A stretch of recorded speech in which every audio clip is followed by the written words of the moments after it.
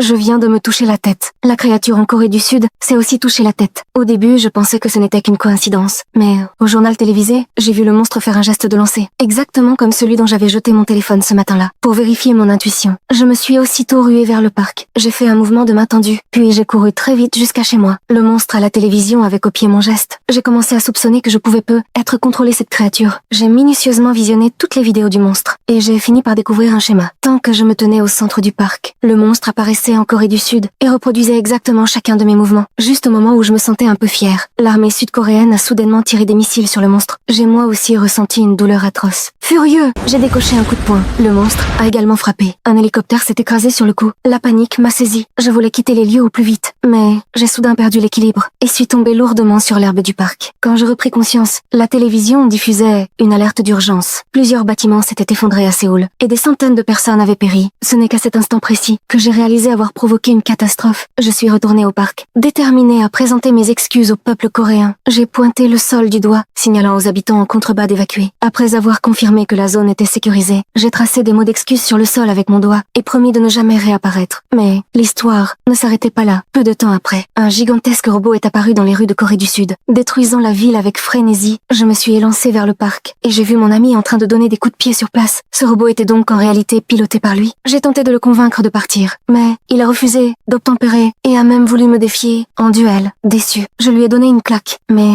aux yeux des Coréens, le monstre protégeait les humains alors que j'étais beaucoup trop faible et absolument pas de taille face à lui. En quelques passes à peine, je me suis retrouvée à terre, ne pouvant que regarder, impuissant, ces ravages alentours. Je savais que si je ne l'arrêtais pas sur le champ, d'autres innocents seraient blessés. Une idée m'est alors venue à l'esprit. J'ai immédiatement réservé un vol pour la Corée du Sud. Pendant ce temps-là, mon ami continuait de décharger sa colère dans le parc, au moment précis où il levait son pied lourd, prêt à l'abattre.